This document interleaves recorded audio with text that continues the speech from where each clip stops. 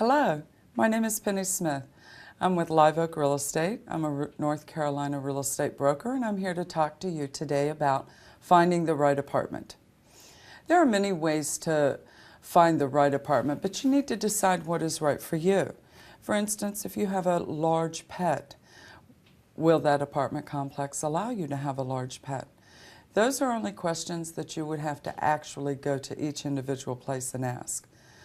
The other suggestion that I have is keeping the means for paying for that apartment within a generalized standard, which is basically 36% of your income.